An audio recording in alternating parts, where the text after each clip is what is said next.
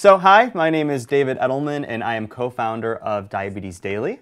As you hopefully know, Diabetes Daily is an online support network and educational platform for people with diabetes.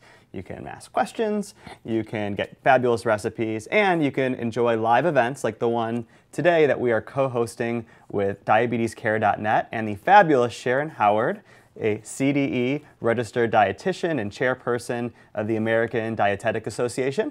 And she has spent over 25 years helping people with diabetes with things like weight loss and celiac disease and managing eating disorders and all kinds of things. She does wonderful work. It's been a real pleasure to work with her putting together this presentation. So without farther ado, one last thing. There is a chat box if you are watching this live below the video. You're welcome to join in and ask questions, and at the end, or in the middle if we can sneak them in, we'll get to your questions. So Sharon, welcome. Hello. For people with diabetes, holidays built around food can cause havoc with blood sugars and diabetes control. The typical Thanksgiving holiday meal may have turkey as the centerpiece, the only simple lean protein on the table, but it's surrounded with the family favorites that are loaded with fats and carbohydrates. The stuffing, the mashed potatoes, corn casserole, sweet potato casserole, and not to mention the pies. The temptations are overwhelming. You smell those wonderful aromas from the kitchen. You anticipate the delicious dinners you remembered from your childhood. But wait, you have to check your blood glucose. Then family pressure takes over. You can have it just this once. I made it just for you. And if you aren't doing the cooking, other people cooking holds a lot of hidden hazards for your diet. How do you typically approach Thanksgiving? Do you say, I'm going to eat whatever I want? Or, it's just no fun. I get so stressed about destroying my blood sugar numbers. Or, no problem. I can handle it with minor impact on my blood sugar. So let's talk about strategies to survive and thrive on the holiday, because in the end, it should be enjoyable for you just as much as everyone else. And you can handle it, no problem. That is quite a challenge. Well, just take a look at the calories and carbohydrates we could possibly be confronted with on Thanksgiving dinner table. I'm sure you'll find a few of your favorites here. Notice many menu items are dressed up. The mashed potatoes with butter and milk and added gravy. The green beans and corn are in a casserole, and the sweet potatoes are candied. When I added up the food items selected by the hearty eater or the person who wants to try the special dishes, and I didn't even include any rolls or alcohol, the plate of food came to 1,600 calories and 197 grams of carbohydrate. What is your carbohydrate goal per meal? Is it 60 or maybe 75 grams?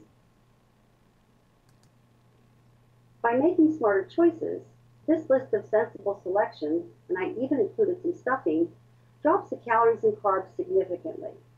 Less than 600 calories and 73.5 grams of carbs. Prepared with this information, a person with diabetes can keep their carbohydrates in check. Okay, Sharon, so let's step back and look at the big picture.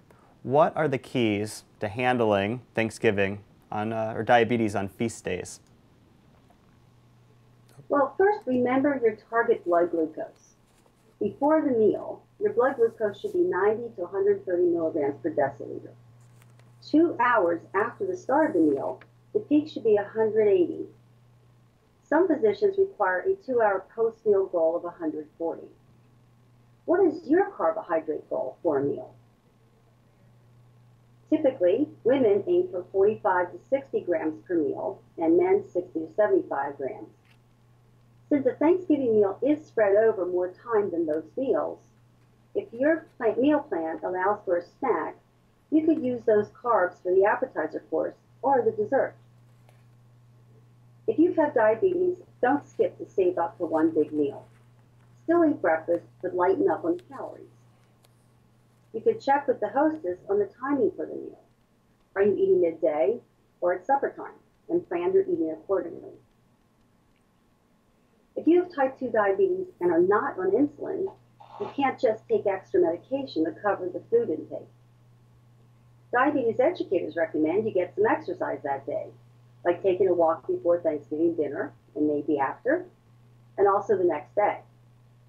Exercise will help make your body use insulin better for up to 8 hours or longer and will lower your blood glucose. You should also spruce up on your carb counting and check your food list to find the carb content of your favorite foods being served, just like we've done here. And again, know your carb goal. If the meal is prolonged, you might combine your meal carb goal with your snack carb goal for this day. Okay, that's good, Sharon, but if you're taking insulin, can you approach it a little differently?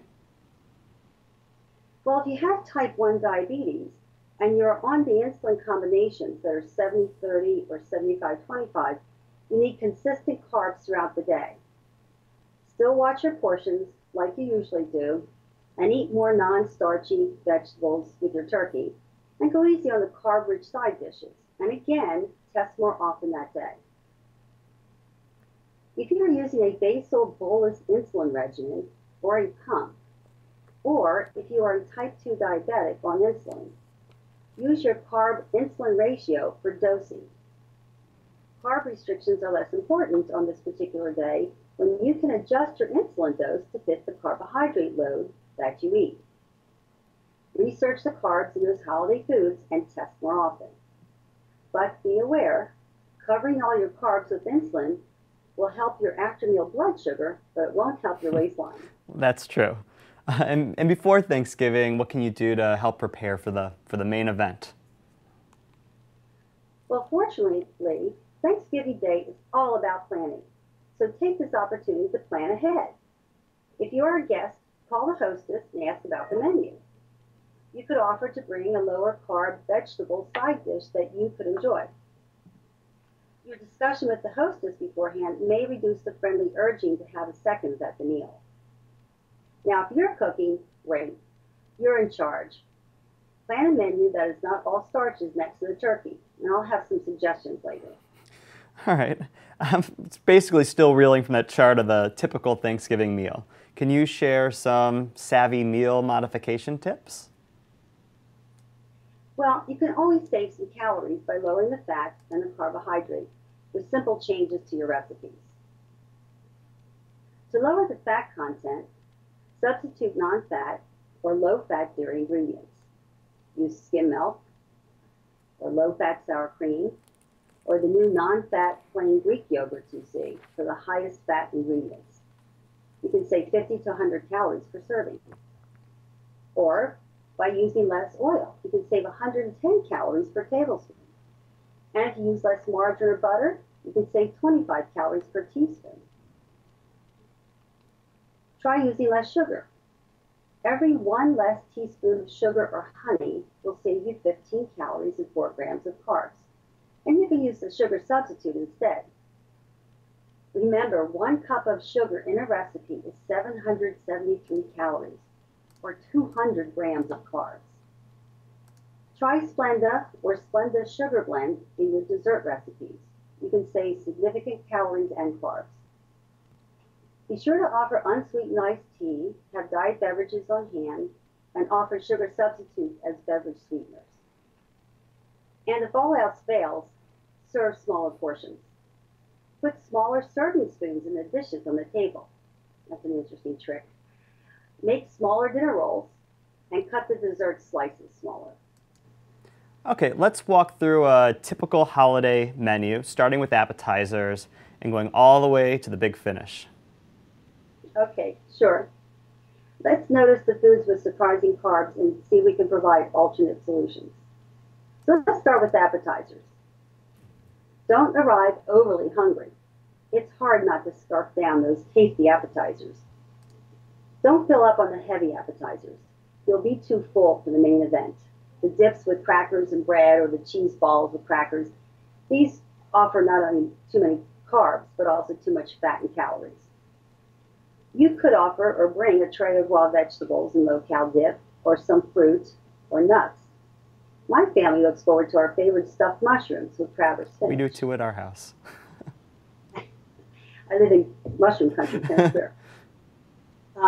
Moving on to the turkey, you don't have to worry about these delicious mounds of protein. White turkey meat is low carb and lean, but the dark meat, skin and gravy, can get you in the high fat territory. Notice, of course, the white meat is lowest in calories and fat.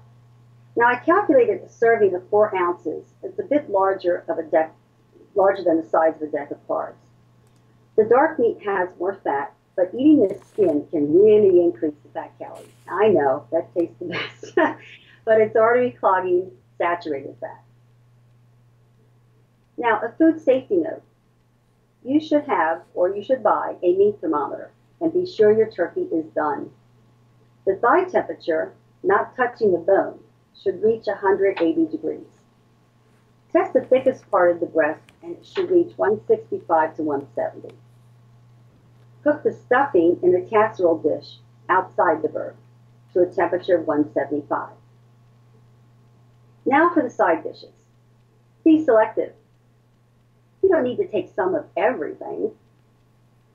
Studies show diners overeat when there are more foods to choose from, like a buffet. We all know that about Thanksgiving. Choose one potato, not both. Skip the rolls to have a taste of the stuffing.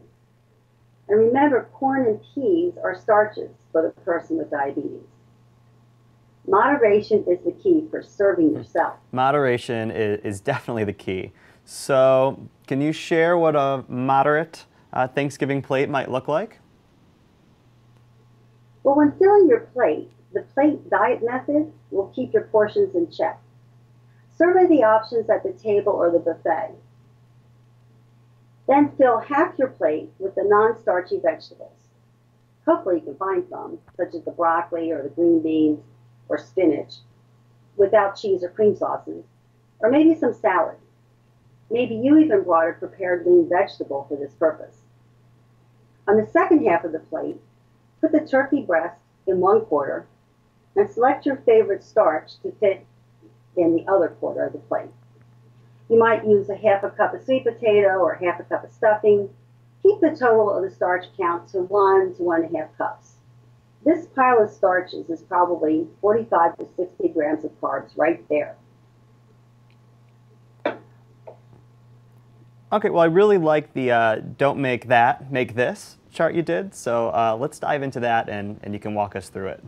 It made it seem less like you're having to deprive yourself, which I liked. Yeah, good. Here are some substitutions that will save you carbs and calories. Don't make that, try this. Okay, for example, the typical green bean casserole. Try steamed green beans with almonds. And instead of mashed potatoes, I know you have to have mashed potatoes. Have you ever tried the mashed cauliflower? This popular low-carb recipe really does taste like mashed potatoes. And instead of the typical jellied cranberry sauce, try a low-sugar cranberry relish, like the recipe you can find in my blog. If you're, if you're cooking a casserole, you can revamp it by cutting calories and carb corners. Use more vegetables in the casserole and less of the starch. Reduce the fat by using less, or use non-fat broth or low-fat milk instead of the butters and creams in the typical recipe. Okay, drinking is often a big part of holiday meals. How should someone with diabetes approach the non-food Thanksgiving food? Okay. Well, be sure to check if the iced tea is sweetened with sugar. Look for the diet sodas, or to be safe, bring your own diet drink. Water with ice and lemon can cleanse your palate so you can enjoy all the good flavors of the food. So try to drink a non-caloric beverage while waiting for dinner. But let's talk about alcohol. Avoid a drink before dinner. It lets your guard down and could drop your blood sugar if you've had no food to eat. Perhaps a small glass of wine with dinner will have minimal effect on your blood glucose in the midst of all that food. Now this chart shows the calories and carbs in various drinks. Mixed drinks made with caloric mixers, like tonic or juice, will increase the calories and the carbs. So check out the calories in your favorite drink and maybe consider a non-alcoholic drink like a Virgin Mary. Take note the low calories and carbs in the V8 juice compared to the rest. Now, before you go for a pre-dinner cocktail or even a glass of wine with your dinner, you should know what your doctor's recommendations are about your particular health status and alcohol, since alcohol can interfere with your blood glucose levels and the other medications you're on. If you do drink, keep it in moderation, that word again, and moderation is actually defined as no more than 1 serving per day if you're a woman and no more than 2 if you're a man. And a typical serving is measured as 5 ounces of wine, 12 ounces of beer, or 1.5 ounces of liquor. Okay, so let's talk about many people's favorite part of the meal, that last bite of temptation, dessert. You're right, temptation. If you planned ahead, you may have prepared a low sugar or pumpkin custard for yourself and your guests. But of course, there might be a table full of delicious, full-fat, full-sugar desserts to navigate that other people have brought. Let's imagine you did manage to save some carbs for dessert. What's the best pie? Well, the good news is that pumpkin pie is your lowest calorie and lowest carbohydrate pie. Wow, the pecan pie is very sweet and also highest in fat, with all the nuts and butter, which explains those hefty calories. And the pie crust adds about 1/3 of the calories as carbs and fat. So you can make crustless pies and use less sugar. On our website, you can find a low-sugar pumpkin cheesecake recipe that is 168 calories and 16 carbs, and counted as 1 milk, 1/2 a starch, and 2 fats. Or you can try to serve baked apples with cinnamon and Splenda, or a fruit medley with a yogurt topping to lighten up the calorie selections at the end of the meal. My alternative dessert is chocolate-covered strawberries. Very easy and low-cal, and everybody loves them. They're nice and refreshing. Okay, if you have no control over what's being served, or perhaps in some cases even procrastinated, what do you do? Okay, so you can do things when you're at the table to help eat less. Slow down. You eat too fast. Yes, you're chomping at the bit and want to dig in. But eating slowly will help you mindfully enjoy each flavorful bite, but you will also be more aware of your fullness and be less likely to overeat. Put your fork down between bites. Talk more, eat less. Pace yourself with the slowest eater at the table. That's a tricky one. Help with serving the food. Pass out the plates, remove the items from the table. Nobody's going to notice you didn't take seconds or are not having dessert. If you are eating slowly, you may be so satisfied that there's no need for seconds. But if you're truly hungry or really just want to taste another dish, keep the portions small. If it contains carbohydrates, you're going to have to add this to your total carb count. Notice your fullness and stop eating when you're approaching full. Of course, we eat for other reasons than just hunger. Just the stress of family tensions or awkward social moments can unconsciously send your hand into that bowl of peanuts too many times. Maybe you're a bit bored waiting for the meal. Don't take more appetizers. Find something you can do. Walk around the property. Join the gang watching the parade or the game on TV. But move yourself away from the food. Is there a Wii Fit in your home? This could be entertaining and calorie burning at the same time. And don't forget that family is good at being either the diabetes police or the diabetes excuser. For example, Aunt Jane knows how much you love her stuffing, and she says to you, "I made extra just for you." So how are you going to say no graciously? "I had some with my turkey, and it was just as I remembered. Thank you." Or, "Thank you for thinking of me. I'm full now, and I want to wait for dessert." That's never worked with my grandma. Probably not. Or you might have to just say no graciously, and if it gets to be too much pressure or too much, remind them of your diabetes and your need to be careful. That could be sobering. If you have reached your carb limit, you could pack a plate for home and enjoy some of those dishes at tomorrow's dinner. Spread the carbs around. People don't mind you taking food. They're happy to give it away. So don't be a people pleaser. you will have to live with the consequences of those high blood sugars, and they don't. As a person with diabetes, the attitude, I'm eating all I want, it's just one day, can be dangerous to your health. Instead, control the urge to splurge by making compromises with yourself, such as, I'll check my blood sugars 2 hours after dinner, and if it's good, I can have a piece of pumpkin pie later. You know, you don't want to be overly restrictive. Once you start to feel deprived, you may set yourself up to binge. So allow yourself just a taste. And after dinner, move around. Help with cleaning up. Now, if you're a man, you might want to take a walk. Keep away from the food and avoid the couch. Check your blood sugar 2 hours after you started eating and be aware of how it's going. And check it again before bed, particularly if you had any alcohol. If you are still high in the morning, get in another walk. And I would just say, don't beat yourself up. If you had a wonderful Thanksgiving with your family and you're high, tomorrow is a fresh day and you can walk it off and sort of get back on the wagon. So we don't want to abuse ourselves too much. So how are we going to burn off all of that pumpkin pie that we're enjoying for dessert?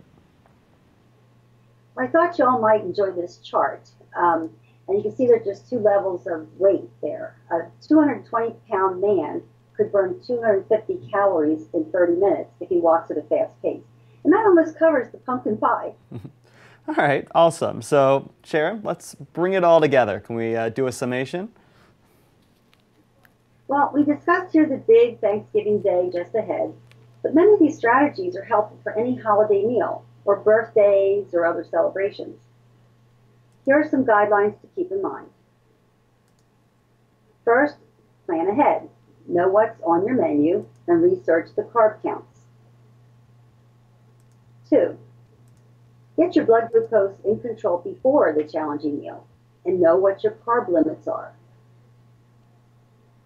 3, be proactive. Find lower calorie, lower carb, and lower fat recipes. 4, be mindful of your eating behavior.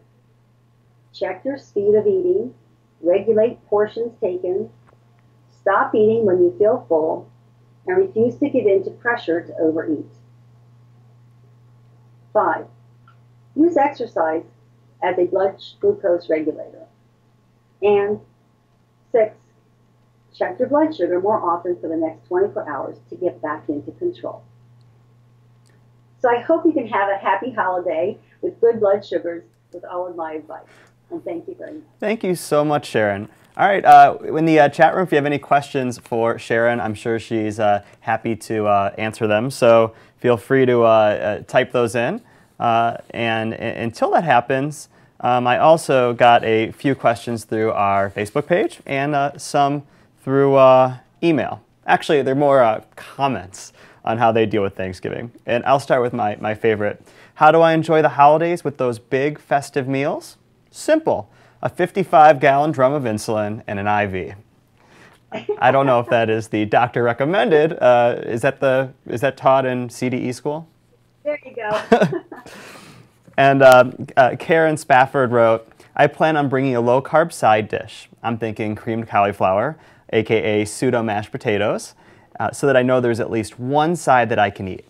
I am also contemplating making a diabetic-friendly dessert so that I don't feel left out and deprived of my dessert. Perfect. That's really what I'm advocating. Good job. Fabulous, Karen. And there is an excellent cauliflower mashed potatoes recipe. If you search for cauliflower mashed potatoes or click the recipe tab and go to Thanksgiving on diabetesdaily.com and read the comments, there's some wonderful advice on how to make it creamier and richer. Gail Costello writes, we are keeping it simple. Roasted chicken, broccoli casserole, only 60 calories per serving, green salad, and maybe an apple spice cake because Saturday is my husband's B-day. So there. Idea. So I guess the sort of key thread through this and what you've said is this idea of finding things you can really enjoy in the meal and having smaller amounts of the foods that might cause trouble, sort of filling up on the things you know you can eat safely. maybe giving yourself a little permission to splurge, or not beating yourself up if you miscalculate carbs. That can be a lot of math over our house. It's like an 8-hour meal, and and that's it. Well, you know, Thanksgiving is about more than just the food, and keeping that in mind and being thankful for the good health you have and the company you're with that day and all the blessings you have is important. So the food is part of it, but you can enjoy it for many other reasons. Well, Sharon, thank you. Well, let me just check our chat room, see if there's anyone who peeked in. Okay, thank you so much for joining us. We really appreciate it. I should say that this event is co-sponsored by diabetescare.net. Diabetescare.net is a fabulous resource for not only patients but physicians with diabetes, and really has a lot of wonderful resources. And it's also brought to you by us, Diabetes Daily, and we really look forward to having more events like this in the future. And Sharon, we would love to have you come back and talk to us about future things, and maybe even have some open Q&As, which could be fun. I'd be happy to try it. All right, thanks everyone. Have a wonderful Thanksgiving with your families.